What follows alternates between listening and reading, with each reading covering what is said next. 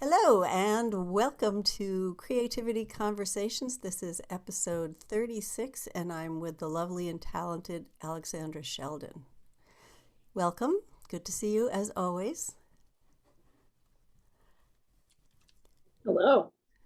So, Alexandra, I've known for I don't know how many years, 8, 10, 6, something like that. She At least. is a friend and wildly talented mixed media artist.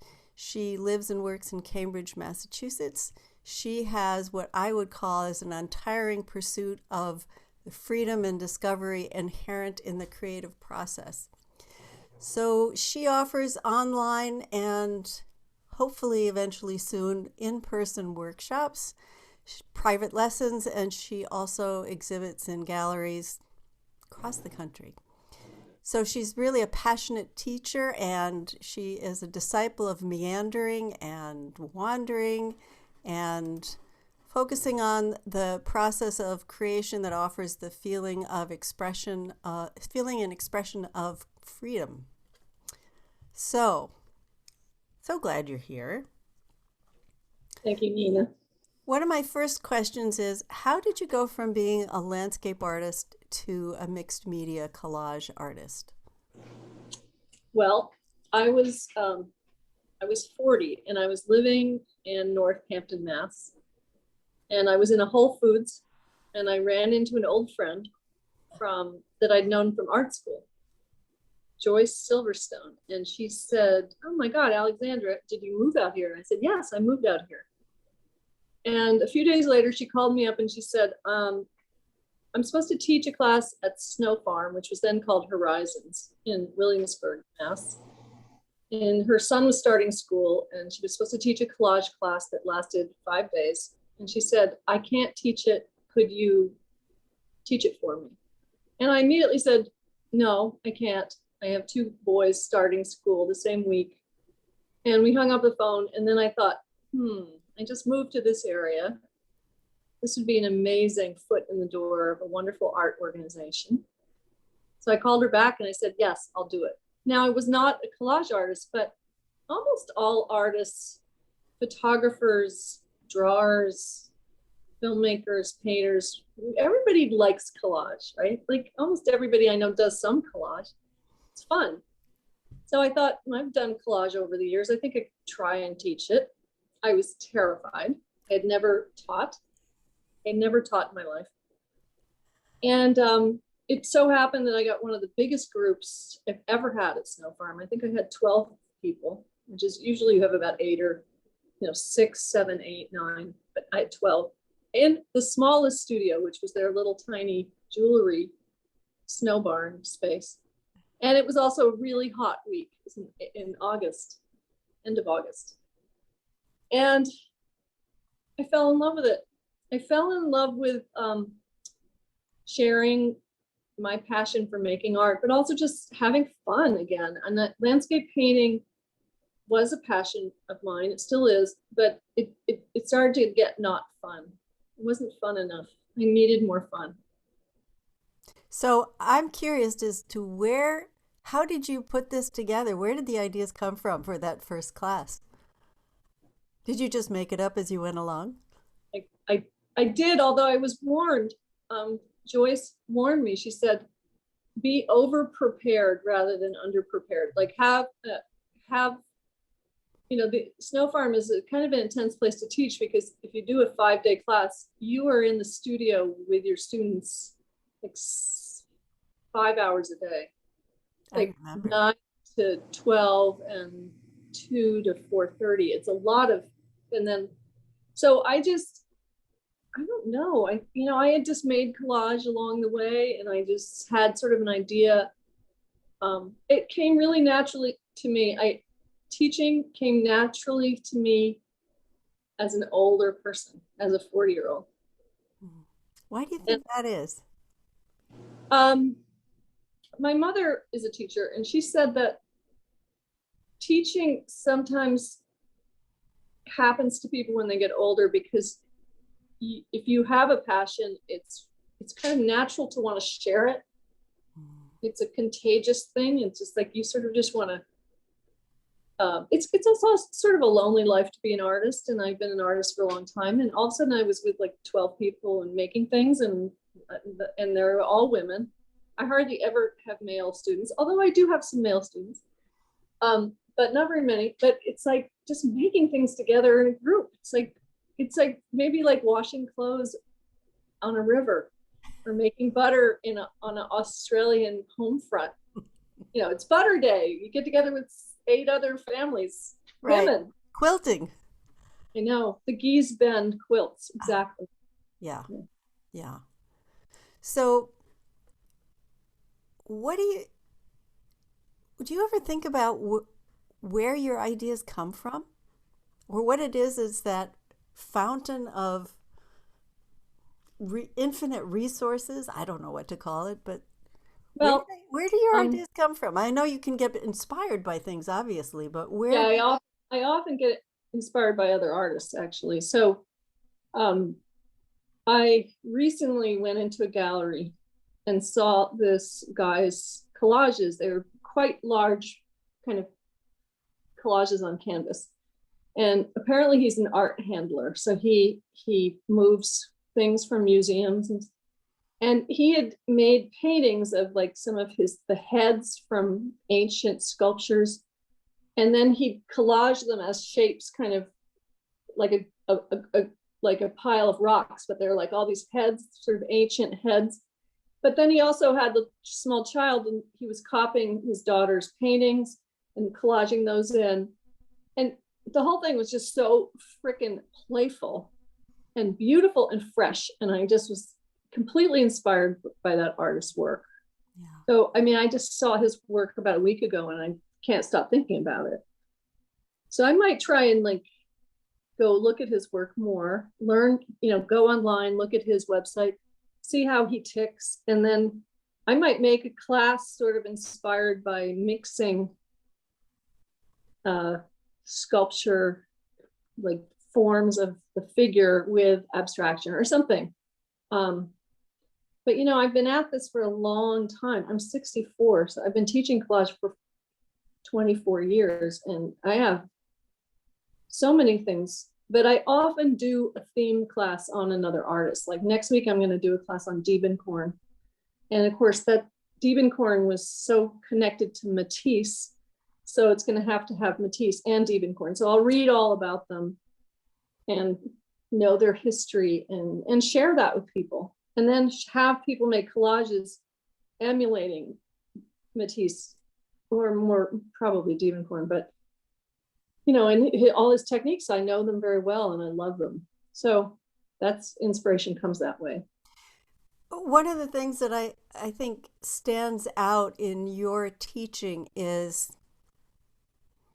when you're teaching workshops is the connection that you have with other artists and how you bring in the historical aspect of making art into the present moment. So it's not copying, but it's emulating. Right.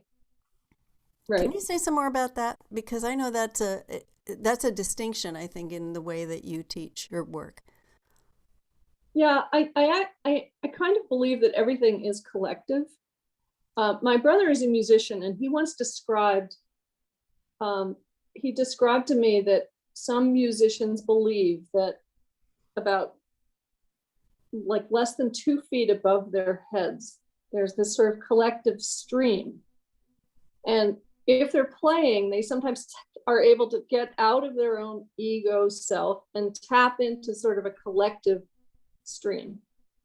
And I just feel the same thing about the fine arts. I feel the same thing about painting and collage and mixed media. And I really don't see any difference between collage and mixed media and painting and silk screening. And I think they're all viable and important art forms. I think cooking and gardening are art forms. I don't think anything is more serious or more better, or, but I do believe in this collectiveness of making art. And, when I was in my 20s, I went to 3 different art schools, and I had a big belief system that I was going to be an important New York artist.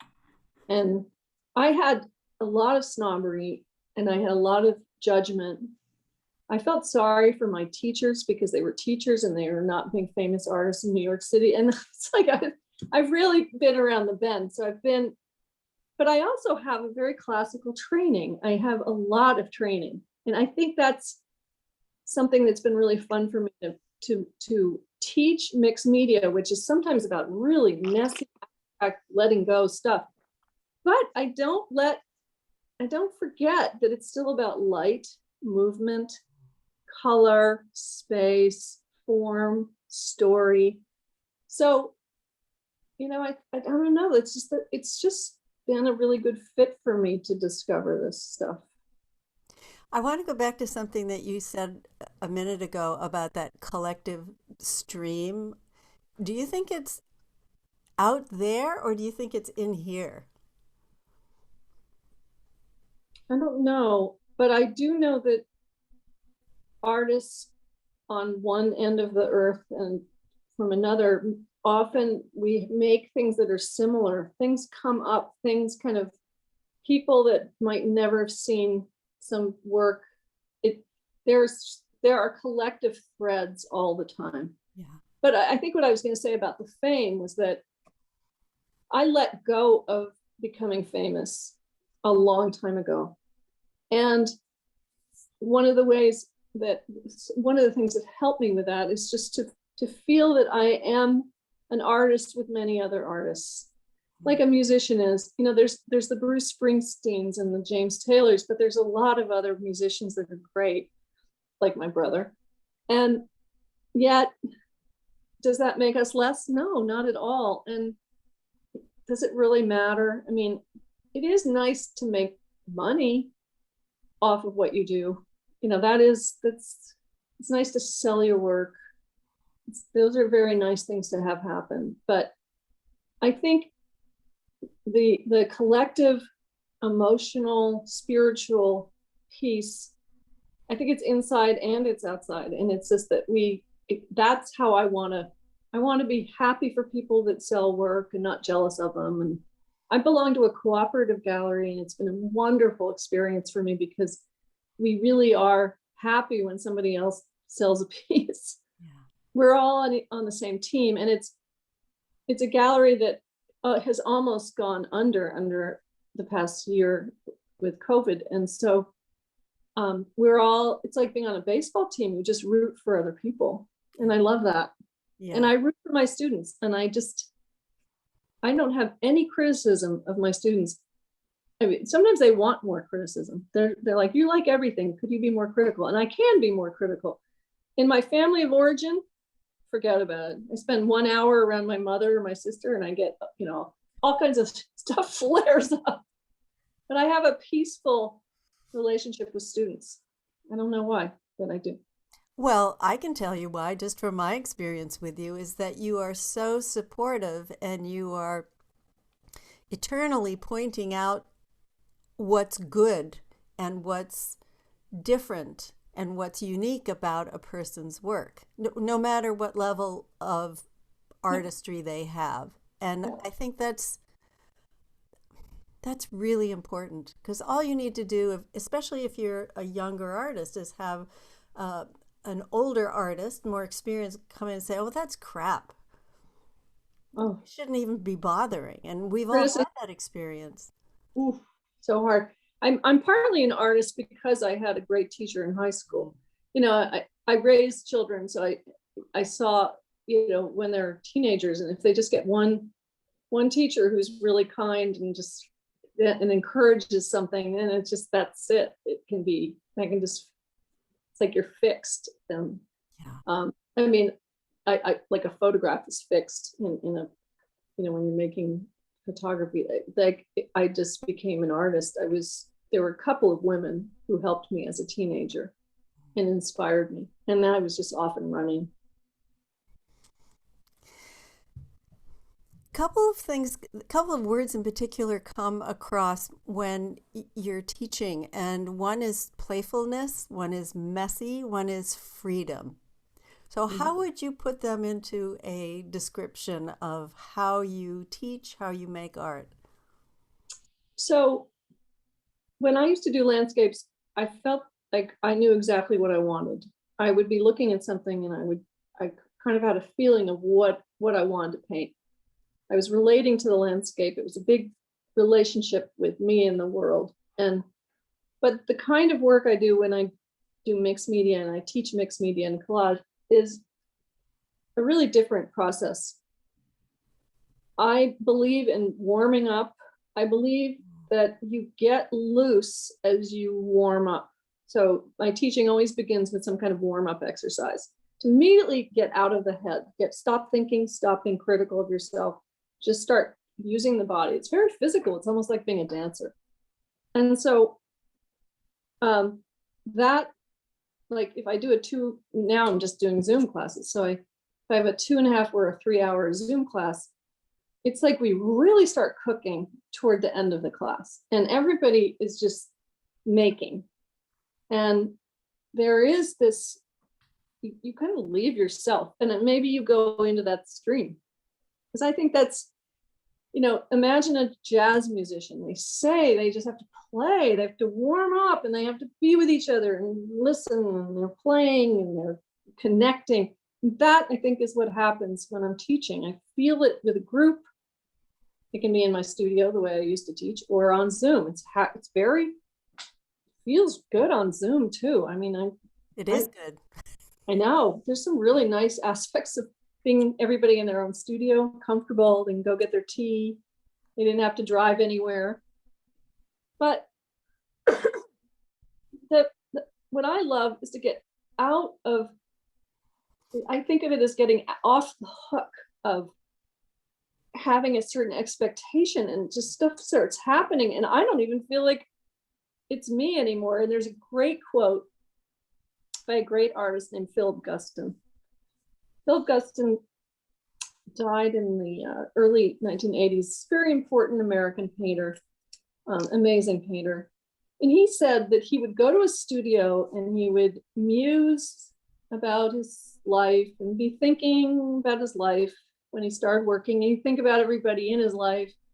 And then they'd all leave and then he would leave and then he would paint. And that just describes it perfectly. There's a kind of the looseness comes from leaving your thinking self and your body. I just always encourage people to have consciousness of what their feet are doing, to roll their shoulders out, maybe stretch their hands out. Like our body is so part of making art, and especially this kind of art. And why would we do it if it wasn't fun, right? So getting loose, and I also try to get people to forget about making something good and see making all art as exploration. Like, let's explore this technique. Let's make stuff without trying to make finished work. And that sometimes is a problem with my classes, because sometimes people are like, I have all this stuff and I have nothing finished. So sometimes it's like, every once in a while I have to like help people figure out how to finish things. Yeah, I remember that problem distinctly. And if you could see my table back here, I have stacks of paper from your Zoom classes. What's going to happen with this? It's true. I have so much stuff, but every once in a while I just go through all my piles of papers and I make collages. And I don't have to do very much. I'll sit on the floor and go through these piles of things and I just find these beautiful papers. Like I'll just lean over and, like, here's this beautiful paper. A silk screening thing. And I also just love these, I love these, like, these are what I call catch-alls. Catch-alls, right. Yeah, and this is a special catch-all because this was on a class called the Limited Palette. So there's the catch-alls. It doesn't have every color in the kitchen sink. It actually has like 8 colors. So it's kind of fun, right?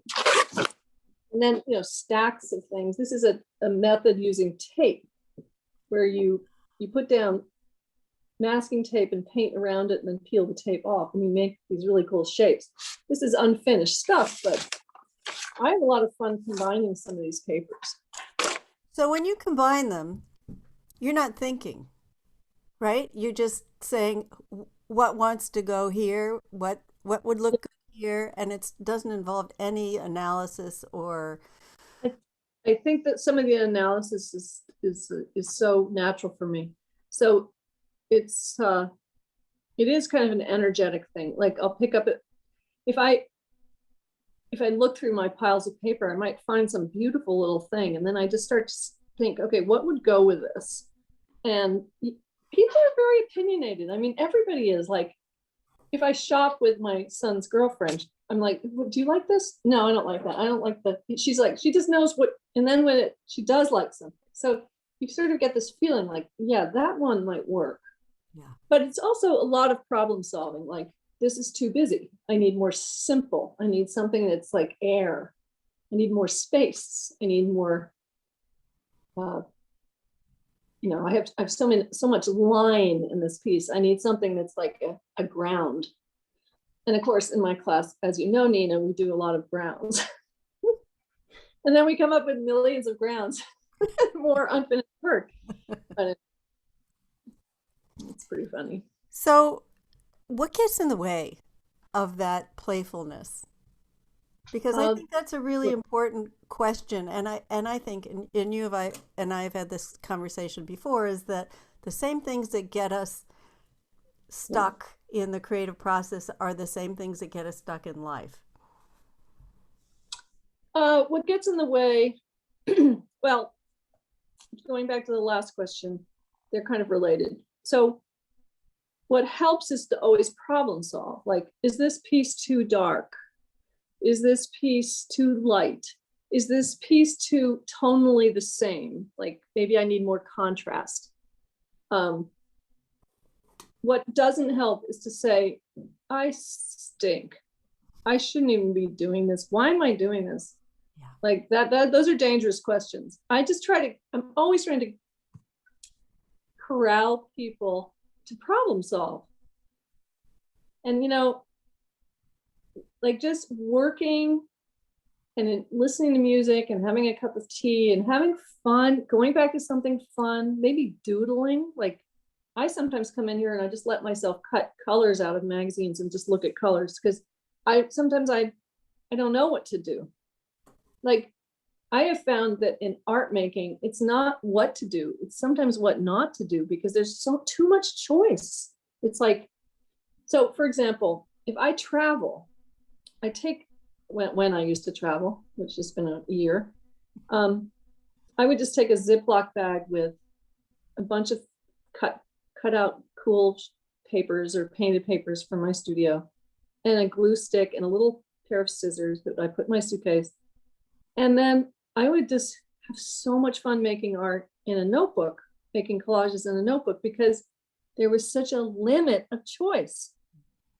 I'd have one magazine from the airplane or from a museum, and a newspaper in Spanish or something. And then when I get to my studio, I can do anything. And then I just don't even know what to do. So that overwhelmedness is something that gets me. I get overwhelmed.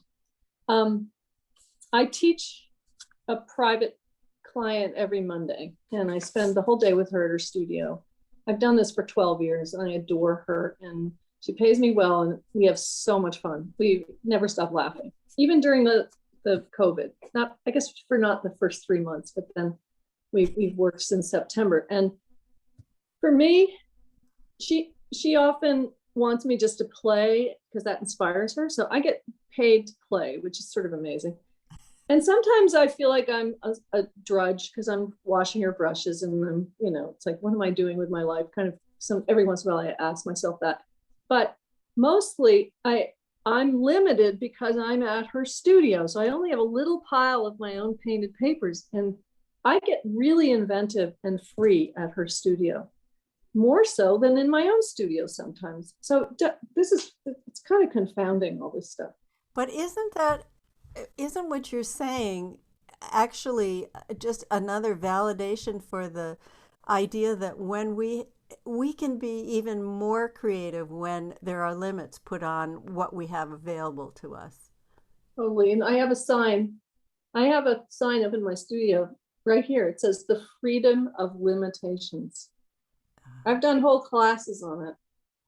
I also have something that says, this is another thing that I love. Don't try to analyze and create at the same time. They are different processes. That's like amazing. Don't criticize while you're making. And I heard that Ann Patchett, the writer, she said, when you write and when you edit, they're two separate processes.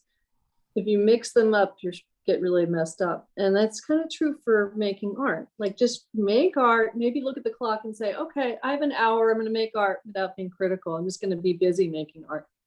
Okay, then you come in the next day and you get your cup of coffee and then you can analyze it and put it up on the wall and you think, but not so good to start saying, I stink. Why am I even doing this?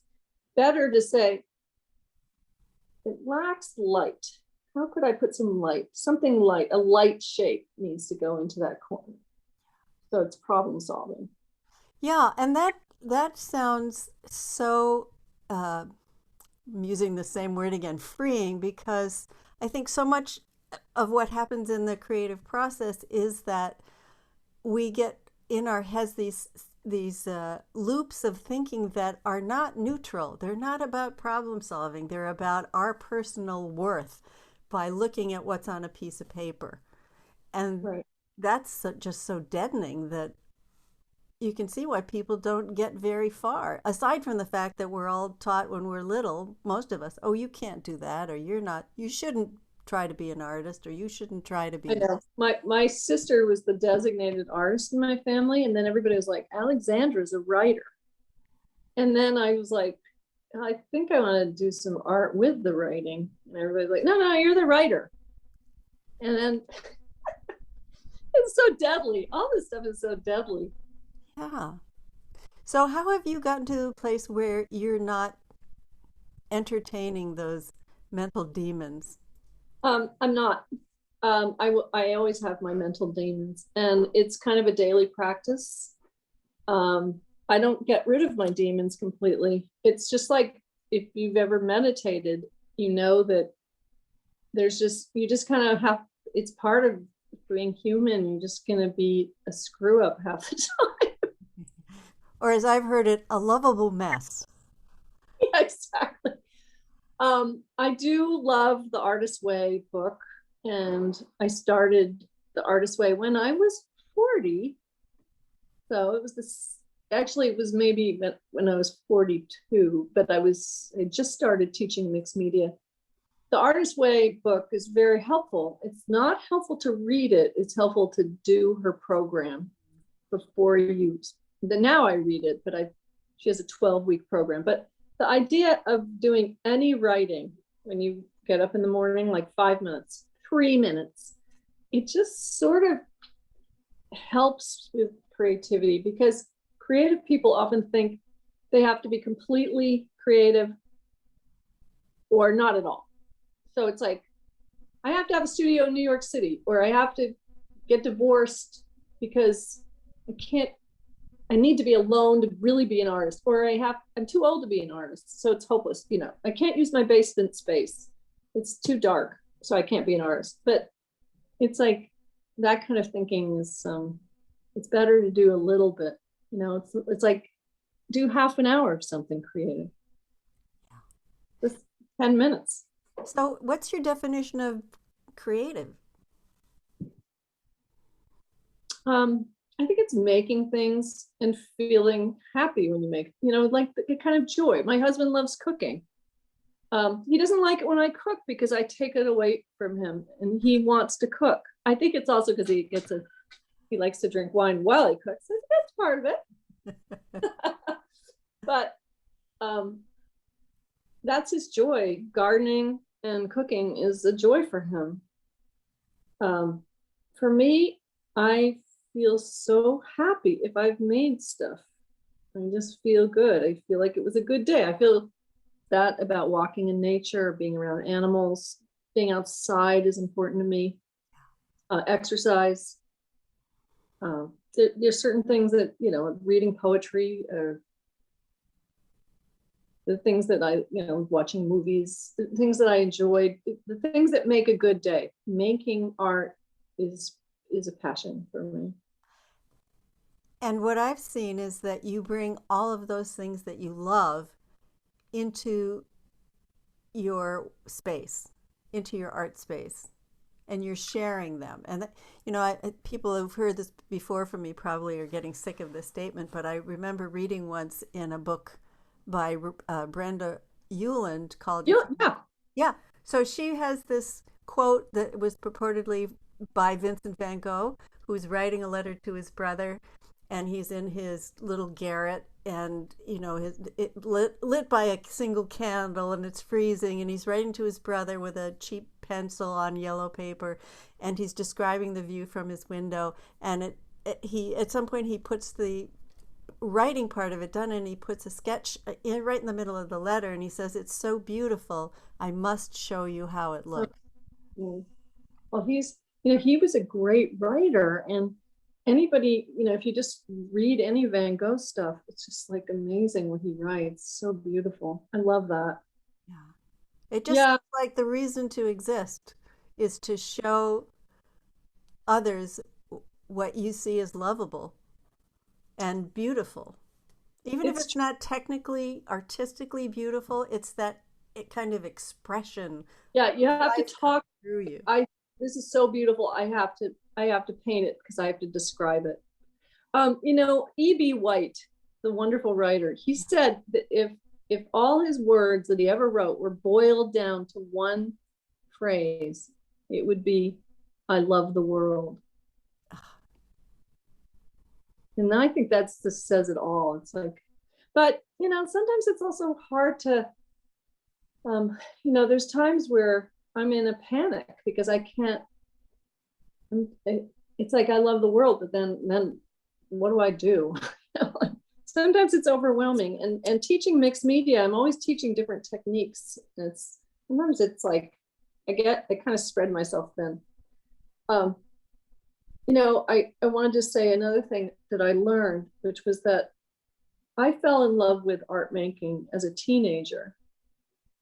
And I was 13, and I was carving little erasers and stamping patterns onto paper for gift wrap at Christmas. And I was listening to George Harrison. And I was like, found this piece of listening to music and making something for somebody else, because it was for my family. I was going to wrap presents with this block printed paper. And then, I fell for this wonderful art teacher when I was 14. And there was a big social component to my creativity. Listening to George Harrison, listening to music, making something for my family, having an art teacher, being in school, then going to art school, which is like a beehive of activity. What was hard for me were the times where I was alone too much making art, like landscape painting out in a field for a whole day by yourself is really tough. Like I wasn't so sure I wanted that life. And after art school, there was a lot of loneliness because I lived in France and I was painting alone. The artist's life. It was a lot of alone time. And then I had a family, so that was really great. And I think as my children started to grow up, when I was like 40, then I found the teaching. So there's always been this sort of balance of social with the art. And if I get too isolated, not good. In the past few years, I've done some landscape painting that combines mixed media and abstraction with landscape painting. But the painting I've done out in my car, and it's really like 4 hours sitting in a car painting out the window. It's really lonely, and people think you're kind of weird. And it's like the whole thing is the process isn't that fun. Although I'm passionate about, I do love, I love painting trees. And then I guess there's sort of hard aspects to anything you do. Nothing is all super joyous. Sometimes if you talk to theater people, they just seem like they're unendingly happy, but I don't think know. they're on adrenaline a lot of the time. Oh, I know. But anyway, You yeah. know what I hear in what you're sharing is, well, I put it under the umbrella of connection, is that you are deeply connected to life, to family, to nature, to animals, to that whole generative process, and your work is a way of expressing that. It's absolutely true. And I had an awareness in my late 20s that I actually didn't want the life of being in a big studio alone in New York City. I wanted a family. I wanted to make art from my life. I didn't want my life to all stem from my art. And I, that was a pretty big decision to have a family, because I had a lot of success in my 20s. I had some amazing experiences. I had a museum show and I got a grant to move to Europe. But then I had a family, and that kind of put the brakes on a lot of things. And I never regretted it, ever. I never regretted having a family, but I had a lot of sorrow for not painting as much. So, but I did never, not 1 second did I regret having the kids. Yeah. I have an ambition, but teaching feels so effortless. It feels so fun. I can't wait to teach. I can't wait to start a class. I'm eager to start a class. All the energy comes in there. It doesn't always come in with my own work. I have to say, sometimes that's the battle. Sometimes that's the battle. Yeah. Teaching is easier for me. I think it's easier to teach than to make art. Well, one of the things that I sometimes struggle with, I have to admit, when I'm taking one of your online classes, is that you're so fast. I know. If you could only see beyond the screen here, you would see it would look like a tornado had come through. Everybody tells me I'm too fast. I really have to listen to that. I do want to say, though, that during the pandemic, I had an instinct as a teacher to massively distract people. Yeah. Well, I good. keep like a really intense pace to really and I didn't let people talk about politics. Today people started to talk about the vaccination in my class, and I was like, I brought it right back to a story about Sigmar Polk. And it kind of related politically, but it was like about an artist, like bring it back. I heard about a watercolor teacher in Colorado that people would travel all over the world to go do her 12-week class every summer. And she had a rule that you could only talk about art.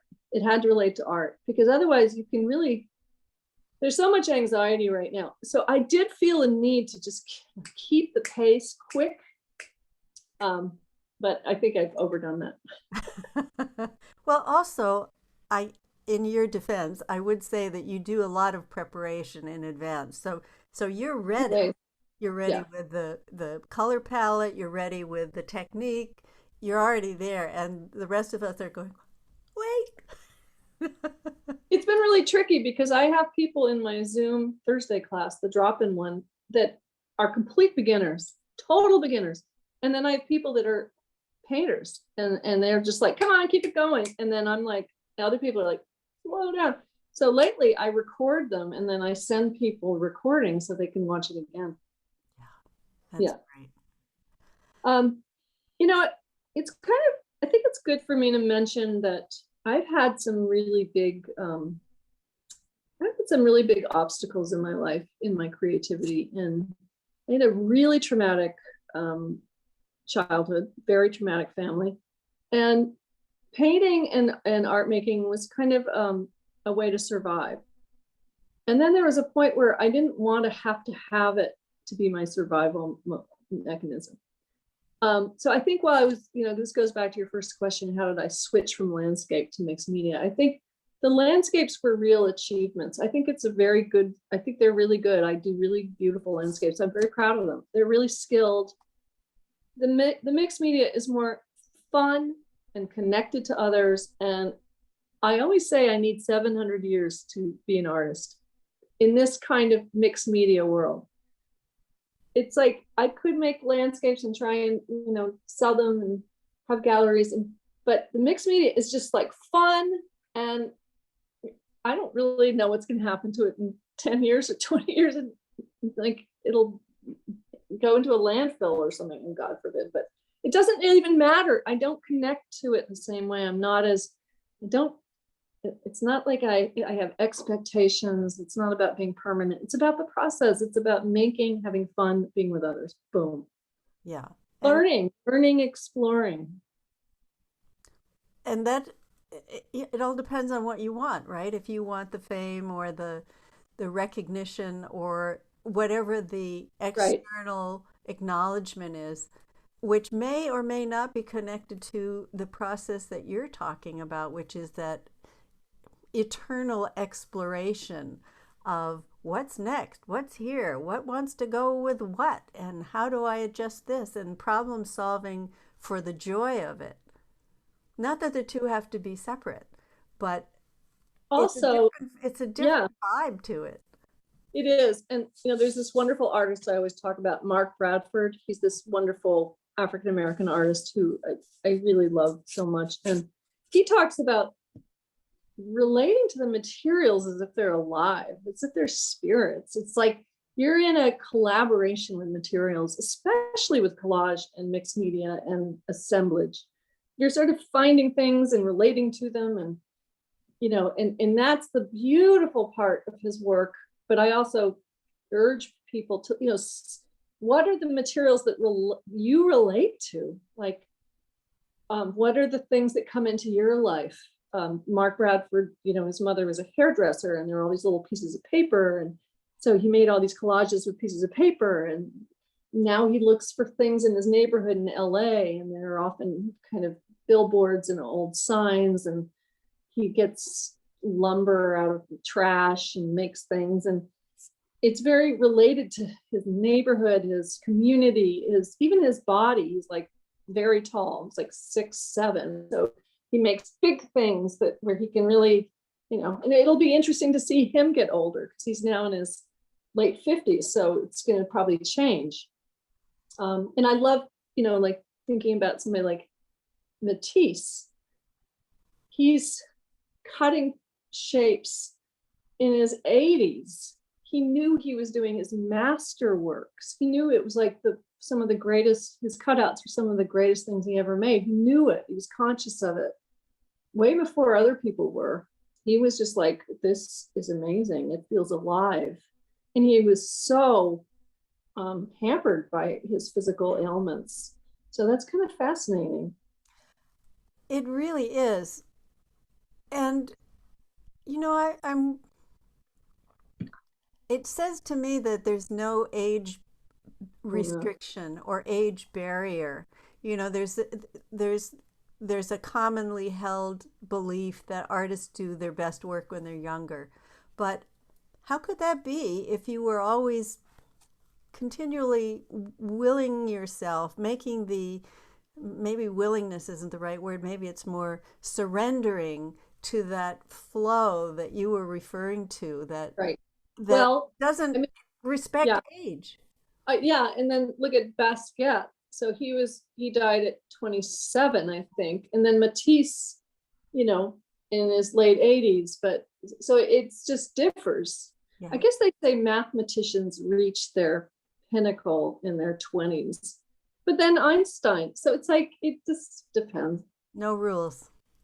There's no rules with art.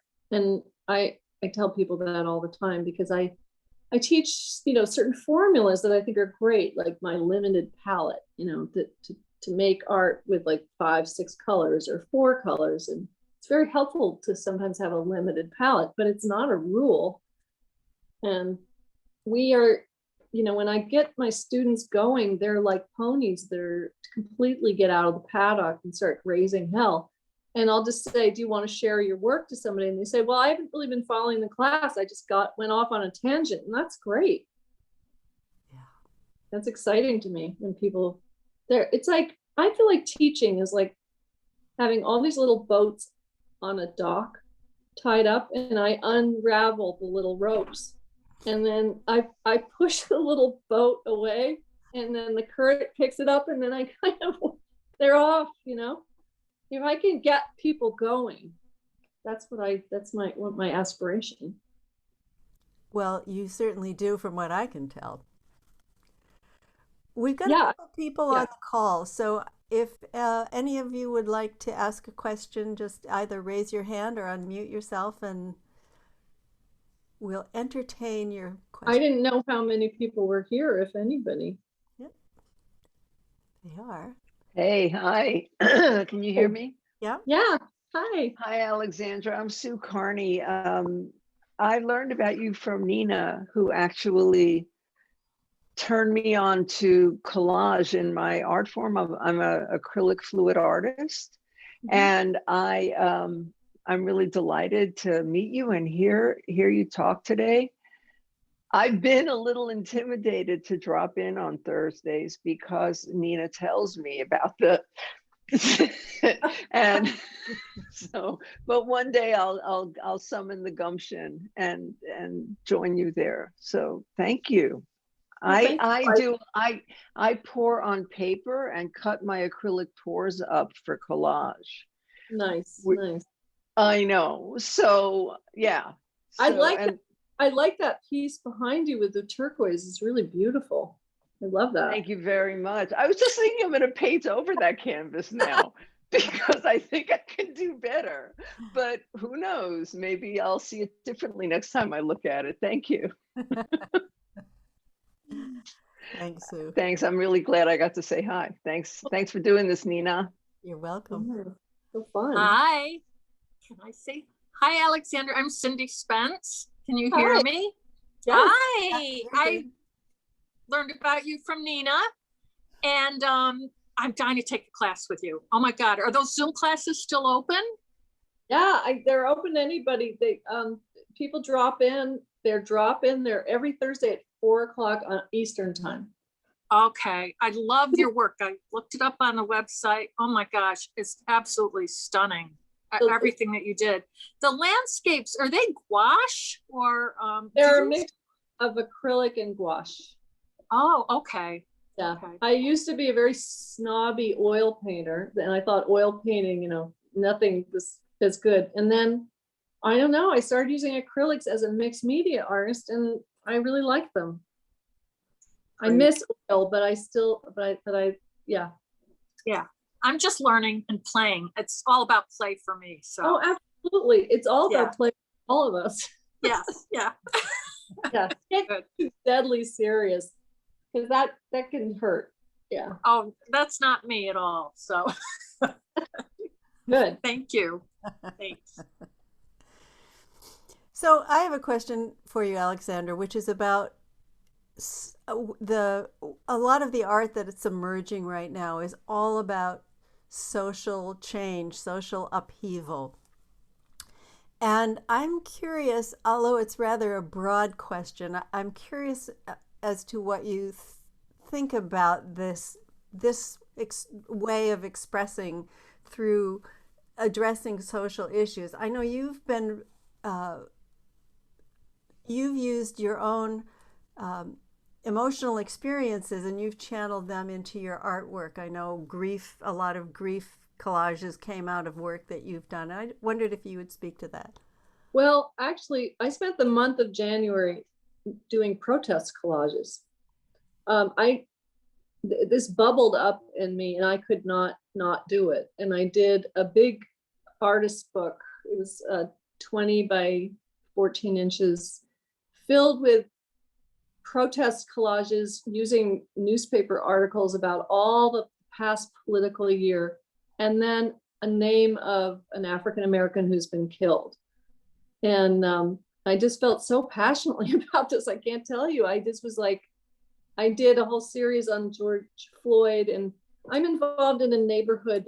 We take a knee in my neighborhood every night at 6, and we're still doing it. Even in a snowstorm, we do it. And it's only, under 10 people, but I've been doing a lot of political work. I do a lot of the postcards, I think, for all the elections. I couldn't I don't know. I felt an urgency to paint about George Floyd. I felt, and and then of course I questioned my own place as a white person. But I've been, I don't know. I read Caste, and I've been just reading How to Be an Anti-Racist. I feel this stuff is really important and bubbling up in me. And whatever, it's sometimes you can't ignore an idea.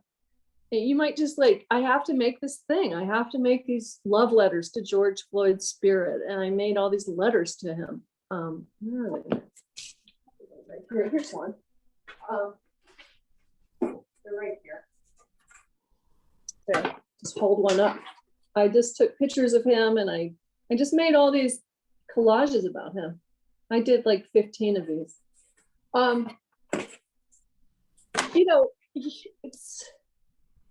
It's really, sometimes you can't ignore the flow. You get this feeling like, I want to make this thing.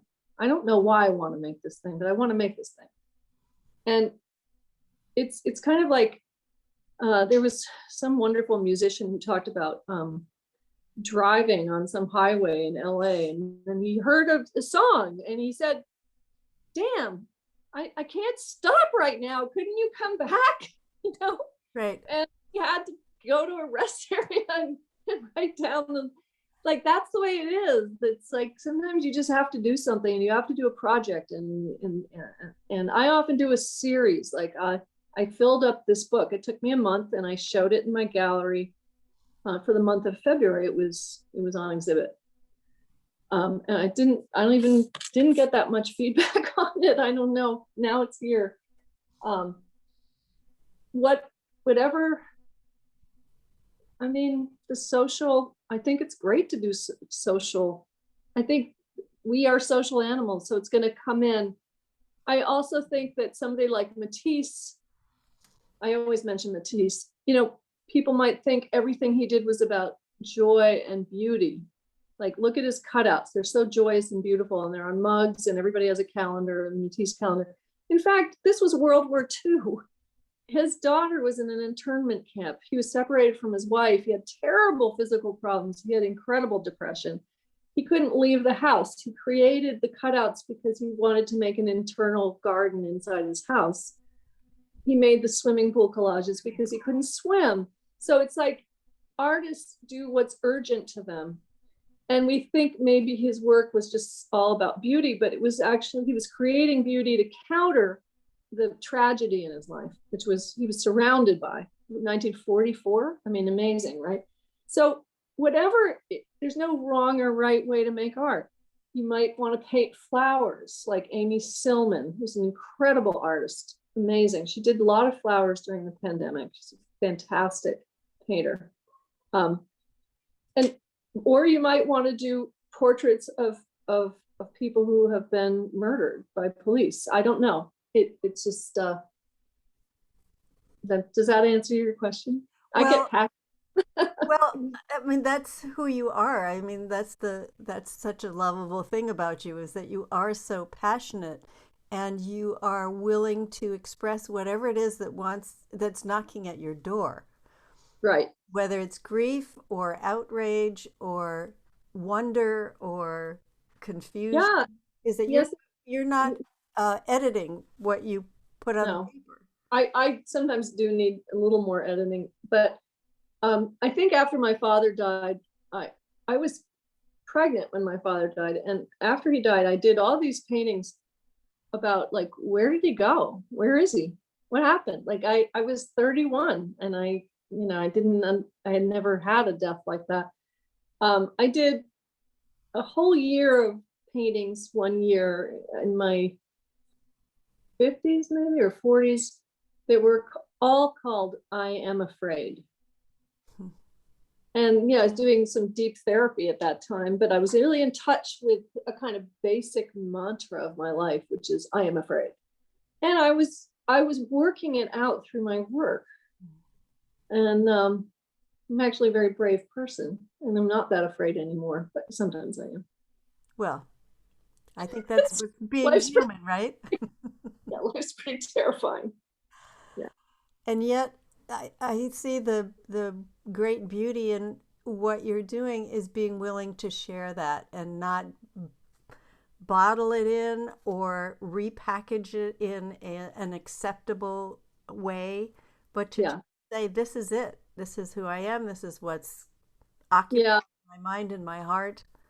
You know, another thing is that I've always, like, I was once at a talk by an artist who was a sculptor, and he was showing these incredible sculptures. They were abstract. They were like these, they kind of looked like bunkers. They were like these kind of squat, abstract, concrete forms. And this guy was like 50. I was in my 40s then. I think I was at the Vermont Studio Center, and he was a visiting artist showing us slides, and everybody was saying, well, what's the material on that? And what's the size of that? And can that one be outside? And I was just like, I said, what happened to you? Like, well, what's the story? I wanted to know. I know that sometimes art, it's great if you don't know somebody's story, because everybody can get their own story from every piece of art. But he said, well, actually, I went to Vietnam when I was 17. And I came back when I was 20. And I felt the need to make sculpture after that. And I was like, bingo, man, bingo. It was like, but you know, I'm not satisfied with just like, well, how tall is that piece? I want to know, like, I want to know. And I've had people say, you know, Alexandra, you just bring too much personal stuff into the situation. Like, just, you're too emotional. But I don't, you know, knowing that he went to Vietnam and was terrified off his butt, right? And then it's just like, I thought it made me love his work. Yeah. Yeah. How can you make it too personal? Well, there is that, you know, sometimes people are like, I don't want to know the story of the artist because I just want to, you know, I have my own story I'm creating when I'm looking at their work. I don't need to know. I prefer my story to your story. Yeah. There's different camps of belief systems. And yet any art is personal. Unless it's so conceptual, but even then it's a personal take on it, whether it's about social change or climate change or any number of the pandemic, anything that we're going through, it's still personal. Yeah, you know, who's that Chinese artist who's very famous that was arrested recently?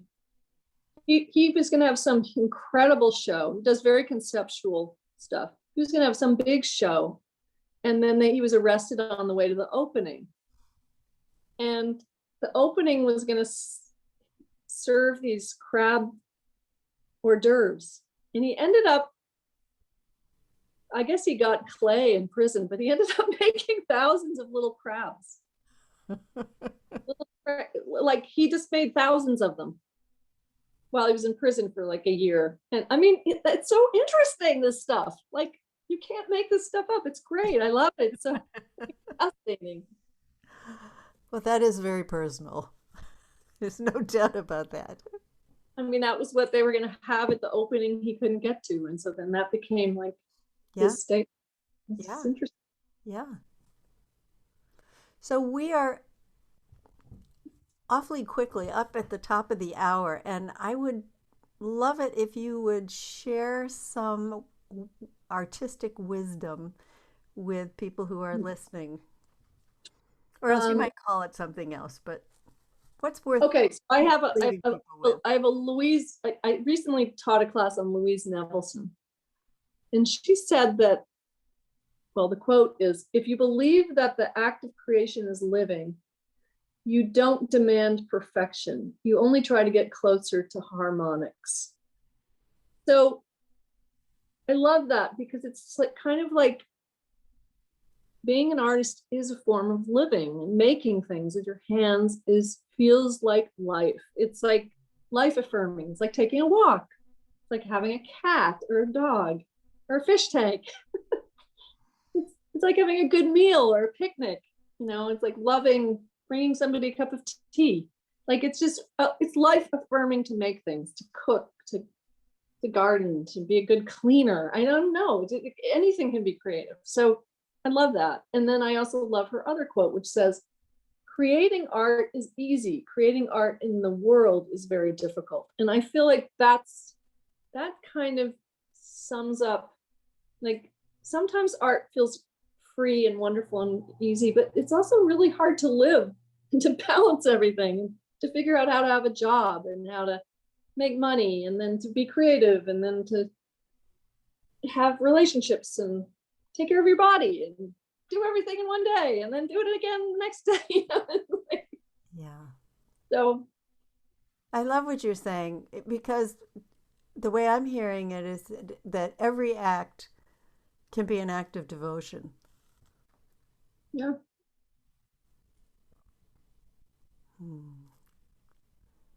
Lovely.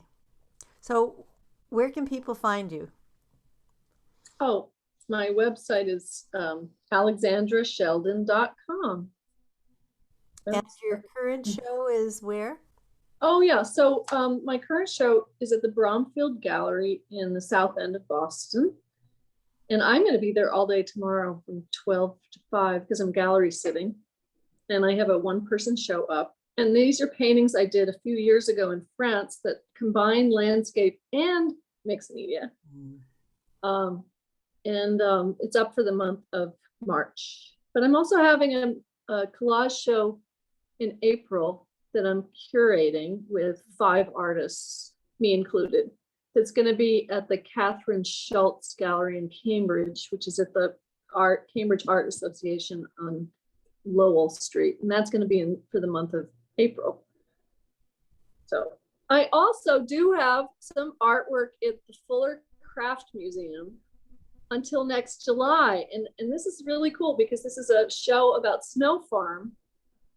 And the Fuller Craft gave Snow Farm a show, and I have 5 large collages, and they're so beautifully exhibited because museums just do such an amazing job. And the museum was closed. Where is the Fuller Craft? It's in Brockton, Mass. It's kind of an odd location, but it's a really cool museum. It's a beautiful craft museum. And I'm always in the leagues with the crafters because I teach at Snow Farm, and there's so much glass and ceramics, and then they sort of slip in collage and painting sometimes. So I'm very proud of that show. It's a really beautiful show, and it's up till July. That's great. That's great. It's a really cool museum. And you're doing your weekly online Zoom collage. I have not stopped except on Christmas and Thanksgiving. I haven't stopped in 1 year doing my Thursday night class. It's 4 to 6:30. And I do try to keep it extremely simplified. She's gonna laugh.